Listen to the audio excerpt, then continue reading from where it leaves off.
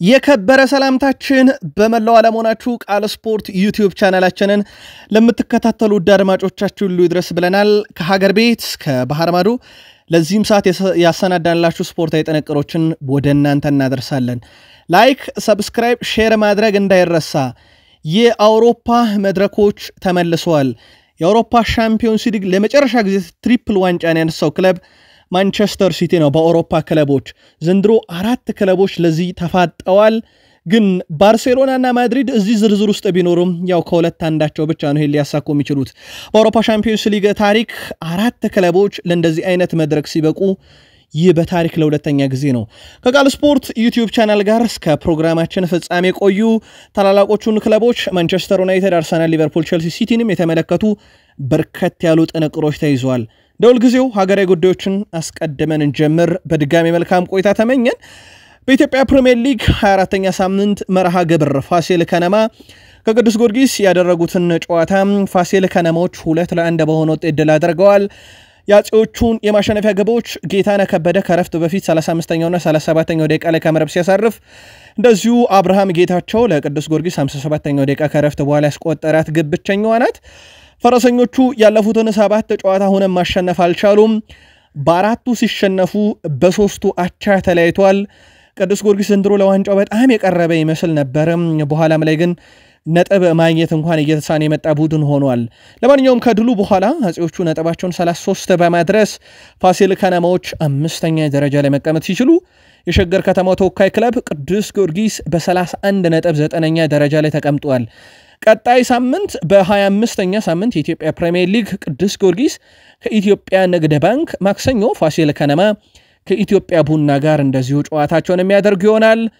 የኢትዮጵያ ፕሪሚየር ሊግ ተሳታፊ ክለቡ አሰልጣኞች እንዲሁም የሊጉ ተከታታዮች ከ23ኛ ሳምንት ጀምሮ የሊጉን ጨዋታ እያስተናገደ የሚገኘው ሐዋሳ ስቴዲየም የመጫወቻ ሜዳው እጅግ በጣም መልካም የሆነና ለጨዋታ ምቹ መሆኑን ጠቅሰውም በዚህም እንግዲህ ይህንን ላዘጋጁት አካላት ምስጋናቸውን አቅርበዋል። እንደሚታወቀው ፕሪሚየር ሊጉም 23ኛ ሳምንት ከኢንተርናሽናል ብሬክ በኋላ ሲመለስ ነው እንግዲህ ይህንን ሐሳብ የሰጡት። ሜዳው እጅግ በጣም ምቹና ለየት ያለ ብለውም ክለቦች፣ አሰልጣኞች፣ ደጋፊዎችም አመስግነዋል።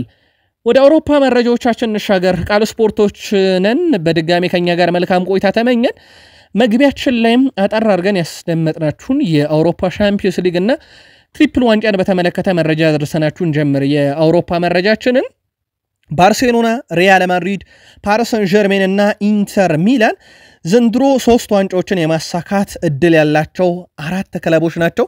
ለመጨረሻ ጊዜ እንደዚህ አይነት ነገር የገጠመን በ2018-19 የውድድር ዓመት የአውሮፓ ሻምፒዮንስ ሊግ 4 ክለቦች እስከ ሩብ ፍጻሜው ድረስ መጓዝ ችለው ነበረ 3ቱንም ዋንጫ ለማንሳት። ለመጨረሻ ጊዜ ቀናው ግን ማንቸስተር ሲቲ ነው።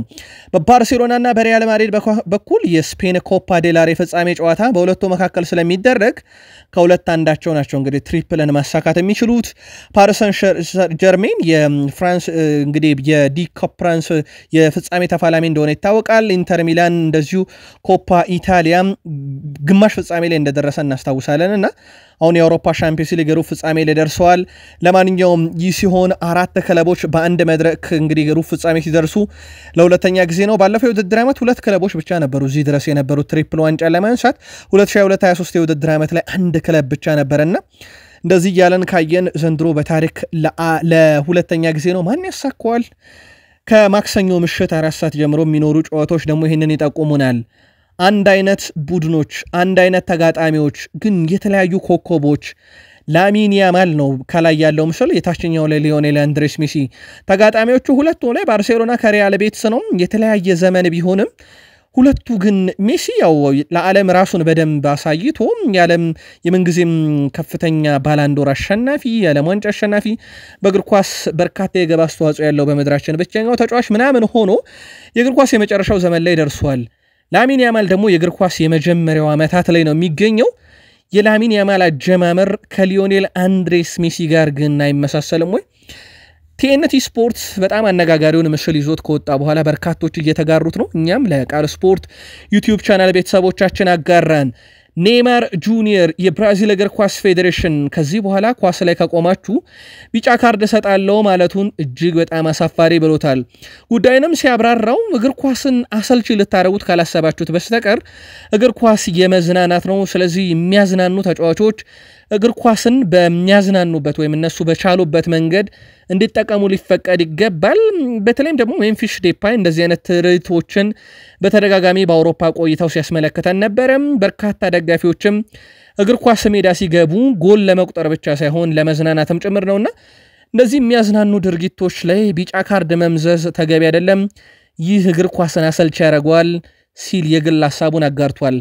ሜምፊስ ዴፓይ ኳስ ላይ ከቆመ በኋላ የተነሳውን ረብሻ እኛም አድርሰናችሁ ነበር፣ ቅጣቱንም ነግረናችሁ ነበር። ዛሬ ደግሞ የኔይማር ጁኒየርን ተቃውሞ አደረስናችሁ። በሪያል ማድሪድ በኩል የቪኒሺየስ ጁኒየር ጉዳይ እስካሁን እርግጥ እንዳልሆነ ይታወቃል። የቪኒሺየስ ጁኒየር የሳውዲ አረቢያ ጋር ስመያዝ የወቅታዊ መረጃ አይደለም። 4 እና 5 ወር ሆኖታል ይህ መረጃ አየር ላይ ከዋለ። አሁንም የሳውዲ ክለቦች ፍላጎት እንደተጠበቀ ነው። ሪያል ማድሪድም ኮንትራቱን ማራዘም ይፈልጋል። በእርግጥ እስከ 2027 ከማድሪድ ጋር የሚያቆይ ኮንትራት እንዳለው ይታወቃል። ታዲያ አሁን ላይ ሪያል ማድሪድ በኩል የሱን ተተኪ ለማድረግ በርካታ አማራጮችንም እየተመለከቱ ነው። ድርድሩ በስምምነት የማይጠናቀቅ ከሆነ አንደኛው ራፋኤል ሊአኦ መሆኑን ሞንዶ ዲፖርቲቮ አስነብበዋል። በአውሮፓ ሻምፒዮንስ ሊግ መድረክ እንግዲህ አርሰናልና ሪያል ማድሪድ ይፋለማሉ። ነገር ግን ከዛ በፊት አንቾሎቲና አርቴታን ካየን የአንቾሎቲ የበላይነት አለ። 3 ጊዜ ተፋለመዋል እርስ በርስ። የአንቾሎቲ ቡድን 2 ሲያሸንፍ የማይክል አርቴታ ቡድን 1 ያሸንፏል። ስለዚህ አቻ አልወጡም ሁለቱ አሰልጣኞች። ካርሎ አንቾሎቲ ግን የዋዛ ቡድን እንዳትጠብቁ ብለዋል። በርካቶች በሳምንቱ መጨረሻ በላሊጋ ስለተሸነፍን ለአርሰናል ሁሉን ነገር እያሉ ነው። እንዳትሳሳቱኛ ሪያል ማድሪድ ነን፣ በፍጹም እጅ መስጠት የሚባል ነገር የለም። ጨዋታው ኤምሬትስም ይሁን ሳንቲያጎ ቤርናቦ ለኛ ማሸነፍ ዋና ግባችን ነው ብለዋል አሰልጣኝ ካርሎ አንቾሎቲ በሰጡት ጋዜጣዊ መግለጫ። ቡድናቸው በጉዳት እየታመሰ ቢሆንም ነገር ግን ይህን ጨዋታ ለመወጣት ዝግጁ ነው ብለዋል። ማይክል አርቴታ ግን በአርሰናል ለሰሩት ስራ ትልቅ አክብሮት አለኝ፣ ቡድኑን በብዙ መንገድ ለውጠውታል። ባለፉት 3 ዓመታት የፕሪሚየር ሊግ ዋንጫ ተፋላሚ ቡድን አድርገውታል። አርሰናልን የቀየሩበት መንገድና ወደ አውሮፓ እግር ኳስ ለመለሱበት መንገድ ግን ትልቅ ክብር አለኝ ብለው ለአሰልጣኝ ማይክል አርቴታም ያላቸውን ክብር ገልጸዋል። ውድ ቤተሰቦቻችን የአውሮፓ መረጃዎቻችን ላይ ናችሁ። ከተወዳጁ የእንግሊዝ ፕሪሚየር ሊግ ወዳገኘናቸው ተጨማሪ ስፖርታዊ ጥንቅሮቻችን ደግሞ እንሻገር። ላይክ፣ ሰብስክራይብ፣ ሼር ማድረግ በድጋሜ እንዳይረሳ። ቶትንሃም ቲሞ ወርነርን የማስፈረም ፍላጎታቸው ላይ ቅየራ አላደረጉም ይለናል ፋብሪዞ ሮማኖ። የለንደኑ ክለብ ቶትንሃም በውሰት የሚገኘው የአርቢ ላይፕዚግ አጥቂ ቲሞ ወርነር ኮንትራት የማራዘም አይፈልጉም። ወርነር በአመቱ መጨረሻ ከቶትንሃም ጋር ያለው የውሰቱ ሊጠናቀቃል። የዝውውር መስኮቱም ሲከፈት ወደ እናት ክለቡ አርቢ ላይፕዚግ ቶትንሃሞች ይመልሱታል። በዚያም ሆነ በዚህ እንግዲህ አዲስ ክለብ መፈለጉ አይቀርም ማለት ነው። የተጫዋች ከሳውዲ ፕሮ ሊግ ይልቅ ግን የአሜሪካ ሜጀር ሊግ ሶከር መዳረሻው ሊሆን ይችላል ተብሏል። አርቢ ላይፕዚጎችም ተጫዋቹን በቋሚነት የመሸጥ ፍላጎት ስላላቸው ቶትንሃም ግን አንፈልገውም ብለዋል። የፉልሃሙ ሁለገብ ተጫዋች የቀድሞ አርሰናል የአሁኑ የፉልሃም አሌክሲስ ኢዮቢ በሊቨርፑል ላይ ግብ ማስቆጠሩን ተከትሎ በፕሪሚየር ሊጉ ታሪክ 30 ሲደመር ግቦችን ያስቆጠረ እንደዚሁም 30 ሲደመር አሲስቶችን ያስመዘገበ የመጀመሪያው ናይጄሪያዊ ተጫዋች መሆን ችሏል። በጣም አስደናቂ የሚባል ጊዜን እያሳለፈ ነው። በፉልሃም በተለይ በማርኮ ሲልቫ እግር ኳስ ታክቲክ ስር ብዙ ነገር የተመቸው ተጫዋች ይመስላል። እንደዚህ አይነት አሰልጣኞች አንዳንድ ጊዜ ለተጫዋቾች ምቹ ሁኔታን ይፈጥራሉ። ለአብነት ያክል የፓላሱ ኦሊቨር ግላስነርን ብናነሳቸው የማይክል ኦሊስ በዚህን ያክል ደረጃ ለአውሮፓ እግር ኳስ ገበያ እንዲቀርብ ያደረጉት እሳቸው ከመጡ በኋላ ነው። በኋላም ላይ ለባየር ሙኒክ ፈረመ። አሁን ደግሞ እነ ኢብሪቼ ኢዜ እና እንደዚሁም ዣን ፊሊፔ ማቴታን በትልቁ እንዲታዩ አድርገዋልና በቶትንሃም ደግሞ ማርኮ ሲልቫ የፉልሃሙን ተጫዋች አሌክሲስ ኢዮቢን በደንብ አሳደገውታል ማለት ይቻላል። እንግዲህ የመጀመሪያው ናይጄሪያዊ ተጫዋች መሆን ችሏል በታሪክ። የኦሊቨር ግላስነር ቡድን ዘንድሮ በጣም አስደናቂ ጊዜን እያሳለፈ ይገኛል። በፕሪሚየር ሊጉ ክሪስታል ፓላስ ባለፉት 10 ጨዋታዎች ክሪስታል ፓላስ በሰበሰበው ነጥብ ብዛት የሚበለጠው በፕሪሚየር ሊጉ መሪ ሊቨርፑል ብቻ ነው። ባለፉት 10 ጨዋታዎች የደረጃ ሰንጠረዥ ብናወጣ ሊቨርፑል ካለፉት 10 ጨዋታ 23 ነጥቦችን የሰበሰበ ቀዳሚው ቡድን ነው።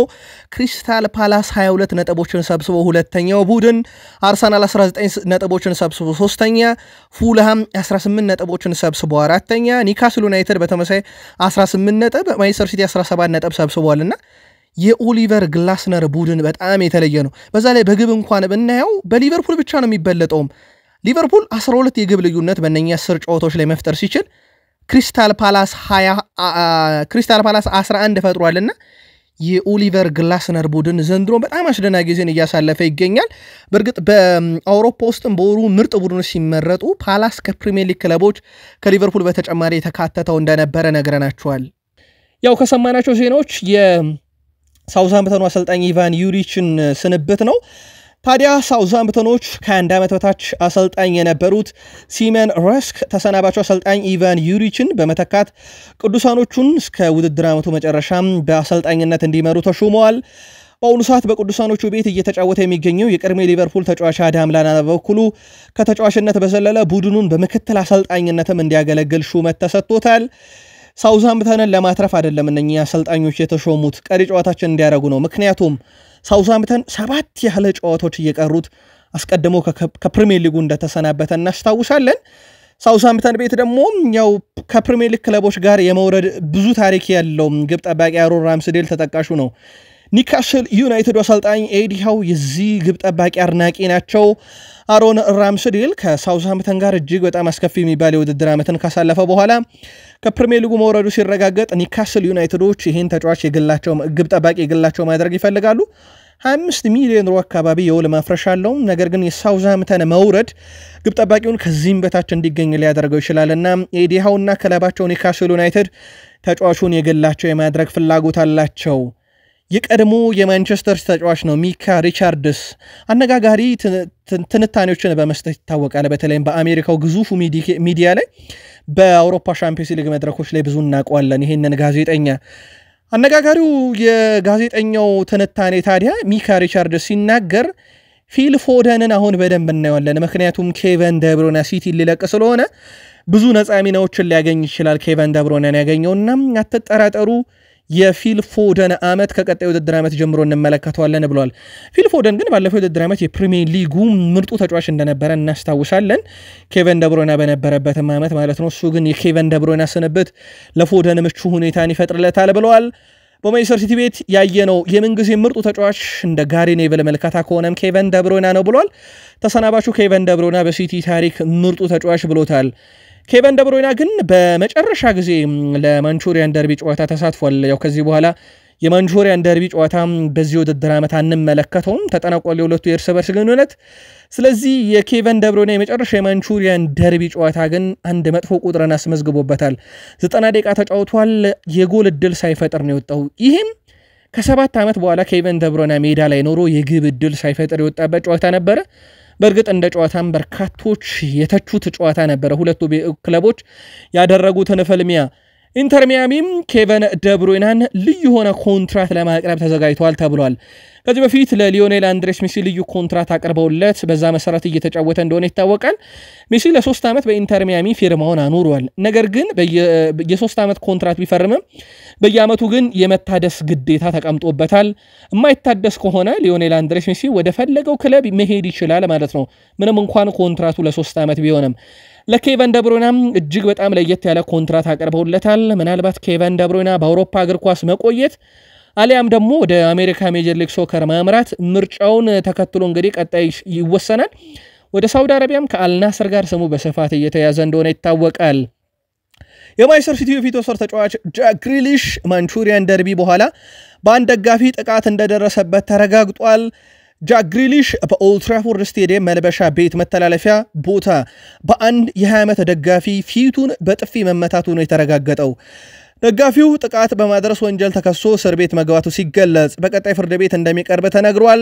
ማንቸስተር ዩናይትድ በኩሉ ጉዳዩን በተመለከተ ከፖሊስ ጋር ስራን እየሰራ ነው ብሏል። ጃክ ግሪሊሽ ትላንትና በጥፊ መመታቱ ግን በበርካቶች ዘንድ መነጋገሪያ ሆኖ ያመሸ መረጃ ነበረ። በቼልሲ በኩል ሰሞንኛው ወቅታዊ የውጤት ቀውስ እንዳለ ሆኖ በ2017 በጉዲሰን ፓርክ ኤቨርተን ጋር ካደረጉት ጨዋታ በኋላ ከሜዳ ውጪ ተጉዞም ብሬንትፎርድን በዚህ ሳምንት ተገጥሞ 21 የግብ ሙከራን አድርገው በአጠቃላይ ግብ ሳያስቆጥሩ ወጥተዋል። ይሄ በቼልሲ ታሪክ እንግዲህ ከረጅም ጊዜ በኋላ የተመለከትነው ነው ማለት ነው። ከ2017 በኋላ ለመጀመሪያ ጊዜ ነው። ይህ ቡድን ግን በተለይም የአውሮፓ ሻምፒዮንስ ሊግ ትኬት መቁረጫው ሰዓት ላይ እንግዲህ በአቋም ደረጃ ጥሩ ነገርን እያሳየ አይደለም። ቼልሲ የኤንዞ ማሬስካን ቡድን ሰሞኑን ተደጋጋሚ ትችት እየደረሰበት እንደሆነ ይታወቃል። እንደ ቡድን ቼልሲ ደግሞ ጥሩ አለመሆኑ እንጂ ብዙ ሲተች የነበረው ግብ ጠባቂ ሮበርት ሳንቼዝ አራተኛ ክሊን ሺቱ ነው በ5 ጨዋታ። በርካቶች እንግዲህ ይህን ግብ ጠባቂ ለቼልሲ ቋሚ ሆኖ ዘብ መሆን አይችልም ለግቡ እያሉ ሲተቹት ነበረ። ሰሞኑን እንደ ቡድን ቼልሲ ጥሩ አይደለም እንጂ እጅግ በጣም አስደናቂ ጊዜን እያሳለፈ ይገኛል።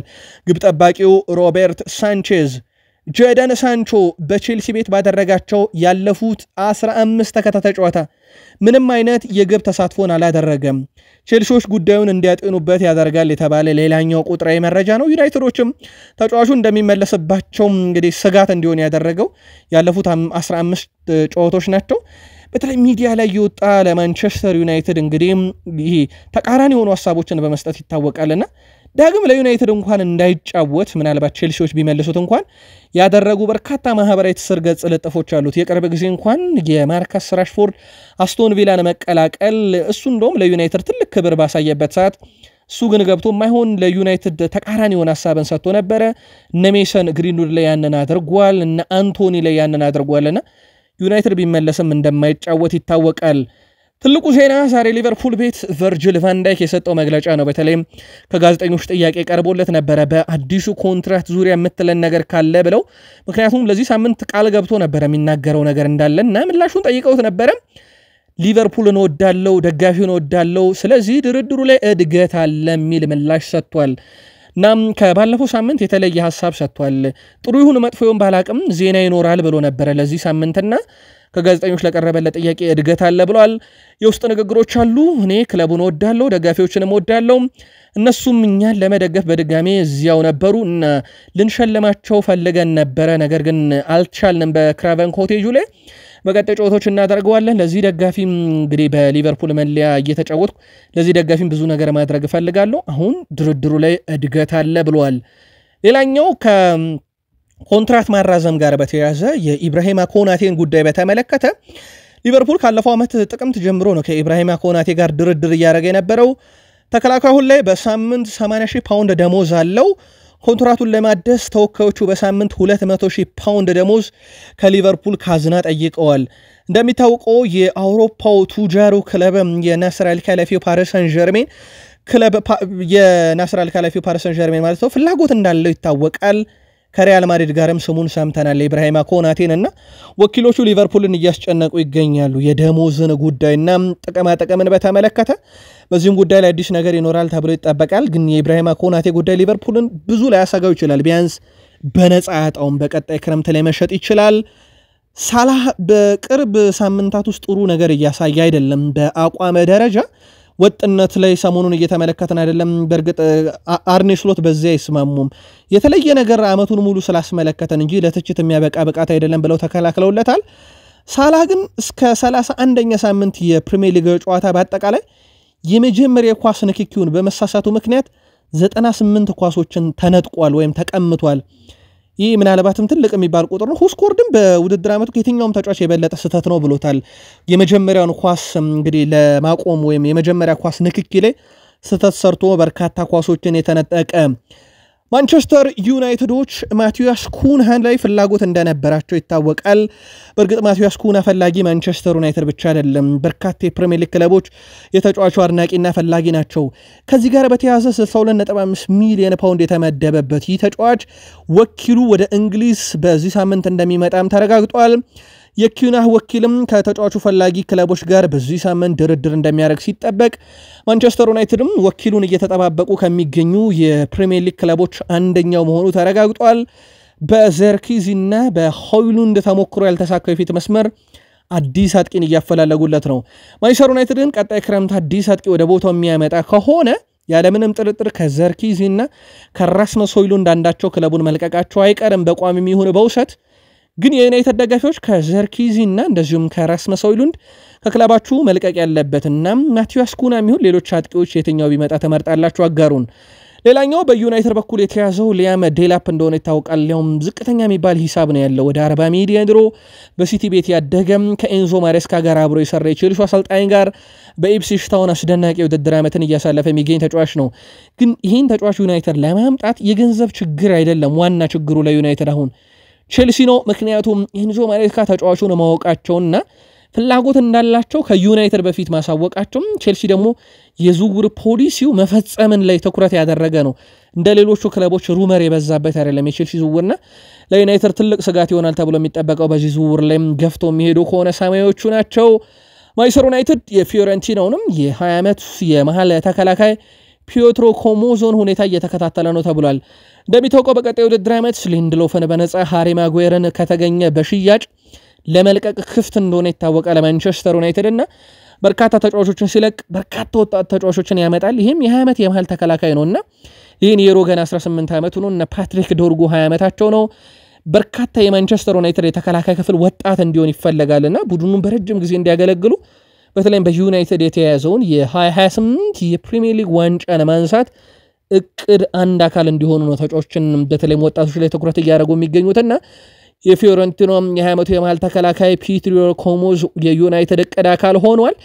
ከሽያጩ ጋር በተያያዘ ደግሞ በካዜሜሮ ጉዳይ ላይ የሲቲ አቋሙ የተለየ ነበር። በርካቶች እንደ አዲስ የተወለደው ካዜሜሮ እስኪሉት ድረስ በርካታ ቁልፍ ነገሮችን በጨዋታው ላይ አስመልክቶናል።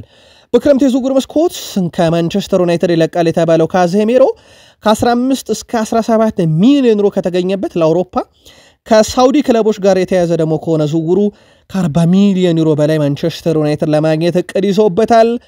ገና በ14 ዓመቱ ከ18 ዓመት በታች ቡድን በማንቸስተር ዩናይትድ ማለት ነው እንዲጫወት ተደርጎ 2 ግቦችን በዚህ ሳምንት አስቆጥሯል።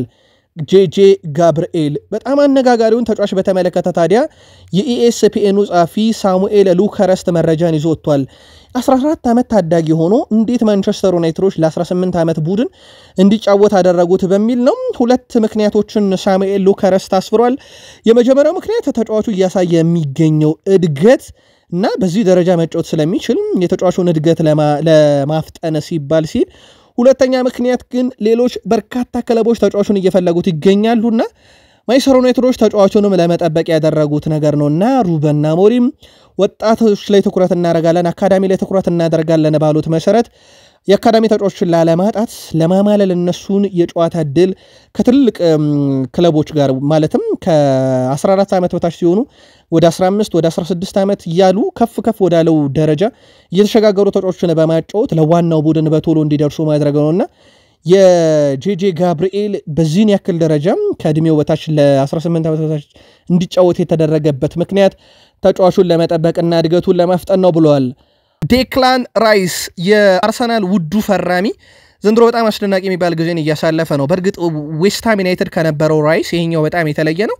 ዌስትሃም ይሄ ሴንትራል ሚድፊልደር ሆኖ ሞር መከላከሉን ይሄ ዲፌንሲቭ ሚድፊልደር ሆኖ መከላከሉን የሚያግዝ የመሃል ሜዳ ተጫዋች ነበረም። አርሰናል ደግሞ አታኪንግ ሚድፊልደር ሚናን በስፋት ወስዶ የሚጫወተው ተጫዋች ነው። በአውሮፓ 5ቱ ታላላቅ ሊጎች የመሃል ሜዳ ስፍራ ተጫዋች ሆኖ የሱን ያክል ትልቅ የግብ ዕድል የፈጠረ በዚህ ውድድር ዓመት አናገኝም። 15 ትልልቅ የግብ ዕድሎችን የፈጠረ ቀዳሚው የመሃል ሜዳ ስፍራ ተጫዋች ዴክላን ራይስ ነው። መረጃውን ሁስኮርድ ይዞት ወጣም። ቴንቲ ስፖርት በማህበራዊ ትስስር ገጹ ላይ አጋርተውታል። እጅግ በጣም አስደናቂ የሚባል ጊዜን እያሳለፈ ነው። በማድሪዱ ጨዋታ ላይ ከአርሰናል በኩል በትልቁ የሚጠበቅ ተጫዋች ነው። ሰሞኑን እንደውም ዴቪድ ሞይስን ዋቢ ያደርገው በርካታ ምንጮች አርሰናል ለዌስትሃም መክፈል ያለበት 50 ሚሊዮን ዩሮ ይቀራል ተጫዋቹ እየሰጠ ካለው ግልጋሎት አንጻር ሲሉ የዴክላን ራይስን ወቅታዊ ብቃት ሲያደንቁ እንደነበር ይታወሳል። አሰልጣኝ ማይክል አርቴታ ጋዜጣዊ መግለጫ ሰጡ። አብሯቸው ደግሞ የነበረው ቡካዮ ሳካ ነው።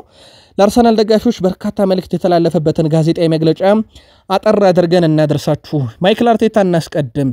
የአርሰናል ዋና አሰልጣኝ ማይክል አርቴታ ቡድኑ ደጋፊዎች የሪያል ማድሪድ ጨዋታን አብራችሁን ለመጫወት ኑ ሲሉ ጥሪ አቅርበዋል።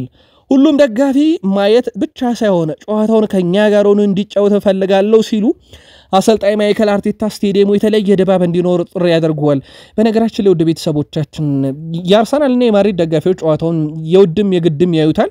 ግን ገለልተኞችና ሚዲያ ላይ የሚሰሩ አብዛኞቹ ይህን ጨዋታ መመልከት የፈለጉበት ጉዳይ ኤምሬትስ ለሪያል ማድሪድ እንዴት ስጋት ይሆናል በሚል ነው። ምክንያቱም አልትራ ደጋፊዎች ተዘጋጅተዋል።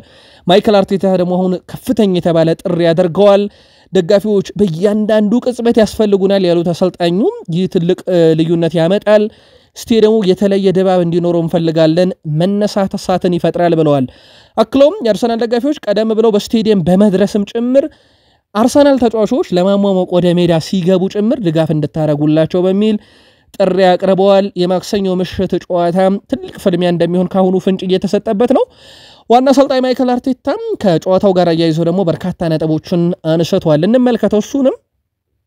አሰልጣኝ የሆንኩት እና ወደ እግር ኳስ ዓለም የገባሁት እንደ ሪያል ማድሪድ አይነት ጨዋታን ለማድረግ ነው ብለዋል። በጋብርኤል ማጋሌሽ ቦታ ማንን አሰልፌ እንደምጫወት ወስኛለሁ፣ ግን አልናገርም ብለዋል። ጨዋታው ምን ማሳካት እንደምፈልግ ግልጽ ነው፣ ፍላጎታችንን ለማሳካት ወደ ሜዳ እንገባለን ብለዋል። ካርሎ አንቸሎቲ ለኔ ትልቅ መነሳሻ ነው።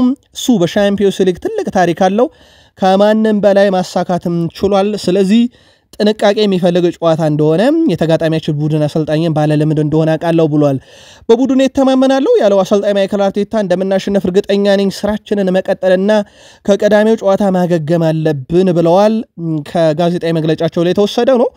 ከሳቸው ጎን ቁጭ ብሎ ደግሞ ጋዜጣዊ መግለጫ የሰጠው ከተጫዋች ቡካዮ ሳካ ነው። ተጫዋቾቹ ማድሪድን በመግጠማቸውም ተደስተዋል ብለዋል። የመድፈኞቹ የፊት ወሰር ተጫዋች ቡካዮ ሳካ ባላንዶር ማሸነፍ ህልሙ መሆኑን ከሪያል ማድሪድ ጨዋታ በፊት በነበረው ጋዜጣዊ መግለጫ ላይ ተናግሯል። ተጫዋቾች ደስተኛና ዝግጁ ናቸው፣ ደጋፊዎቹም ደስተኛ እንደሆኑ አልጠራጠርም፣ ምሽት አስደሳች ነገር ይኖራል ብለዋል።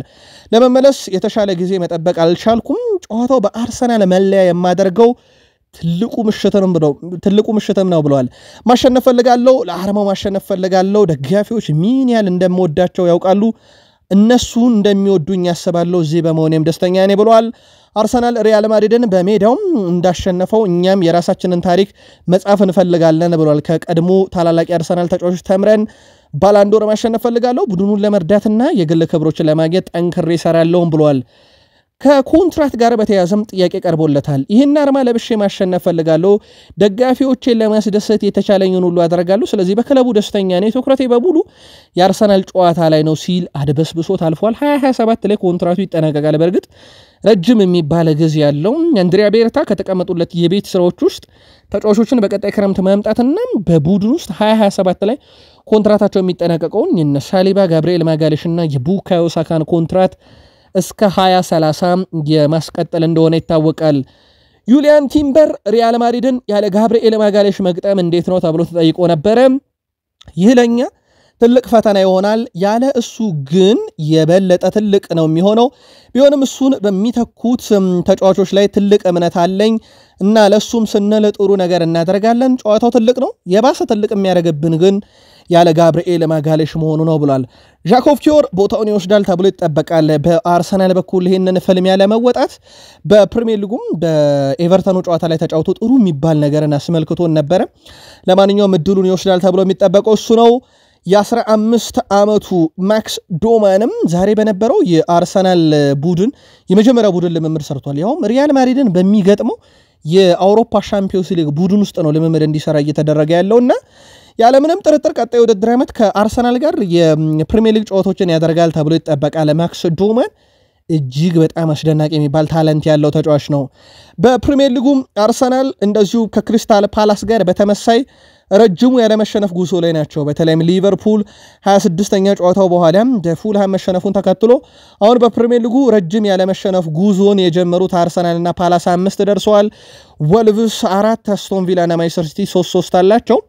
አርሰናል እንደዚህ አይነትም ቁጥር ይዞ ነው ኤምሬትስ ላይ እንግዲህ የሚጠብቀው ሪያል ማድሪድን። ከአርሰናል ዙር ጋር በተያያዘ አርሰናል ማቲያስ ኩና አሁንም እየተመለከቱት ነው። ነገር ግን እሱን በማስፈረም ዙሪያ ከክለቡም ውስጥ እንግዲህ የሐሳብ ክፍፍል እንዳለ እየተዘገበ ነው። አሁን አርሰናል ዋነኛ ትኩረታቸው ቪክተር ጊዮኬሬስ እንደዚሁም ደግሞ ኒኮ ዊሊያምስን በዋነኛነት ወደ ቡድኑ ማምጣት በሚቻልበት መንገድ ነው። ከዛ በተጨማሪም አንድሪያ ቤርታም ክለቡ አዲስ የግራ ክንፍ ተጫዋች በማምጣት ሂደት ላይ ከኒኮ ዊሊያምስ በተጨማሪ እንደ ራፋኤል ሊአኦም ያለን ተጫዋች ይመለከቱታል ተብሏል። ቀጣይ ክረምት ለአርሰናል የዝውውር አብዮትም ይሆናል ተብሎ ነው የሚጠበቀው። በእርግጥ ኤዱ ጋስፐርን ሲያሰናብቱ ብዙ ምክንያቶች አሉት። አንደኛው ከማይክል አርቴታ ፈላጅ ቆራጭነት ጋር በተያያዘ ነው በርካቶች የለም ኖቲንግሃም ፎረስት ስራም ስለታጨ ነው የሚሉ መረጃዎችም ይወጣሉ። ግን የአንድሪያ ቤርታ ራሱ መምጣት ወደ አርሰናል እጅግ በጣም ጎበዝ የሚባል ተደራዳሪ ነው በአውሮፓ ውስጥ። ለአብነት ያክል አንደኛው ካሳካው የአትሌቲኮ ማድሪድ የቡድን ግንባታ በተጨማሪ ከአሰልጣኞች ጋር ያለው ቀረቤታ በጣም የተለየ የሚባል ነው። የዲያጎ ሲሞኔን ስንብት በአትሌቲኮ ማድሪድ ያስቀረው አንድሪያ ቤርታ ነው። ይህ ለቡድኑ ምን ያህል ቅርብ እንደሆነ የሚያሳይ ነውና ቤተሰባዊነቱን በርካቶች ያደንቁለታል። ነገሮችን የሚሰራበት ማይክል አርቴታም ጥሩ የሚባል ግንኙነት አለው የሚባል ነው ከአባላቱ ጋር ከስታፍ አባላቱ ጋርና ምናልባትም ለአርሰናል ትልቅ አብዮት ቀጣይ ክረምት ላይ በዝውውር መስኮቱ ልናይ እንችላለን።